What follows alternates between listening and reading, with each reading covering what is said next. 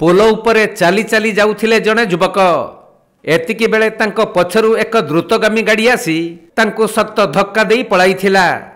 फलरे युवक जनक रास्तारे पड़ी लहुलुहाण होई जाइथिले। एपरिकी तांको मुंड पछपटे गभीर आघात लागिबारु सेठारे रक्तर सो छुटीथिला। आउ युवक जनक अचेत अवस्था अति संकटापन्न भावे रास्ता उपरे पड़िथिबा बेले स्थानीय लोक माने तांको उद्धार करी एक आम्बुलेंस जोगे डाक्तरखाना को पठाइछंती। एपरी मर्मन्तुत सड़क दुर्घटना घटी कटक बेलभ्यू छकरू त्रिशूलिया को संयोग करुथबा नेताजी सुभाष सेतु उपरे। युवक जनकू डाक्तरखाना निया जाइथिले भी तांको अवस्था अति संकटापन्न रहिछि। खबर पाई घटनास्थल रे पुलिस पहुंची तदंत जारी रखिथिबा बेले युवकंकर परिचय मिली पारि नाही।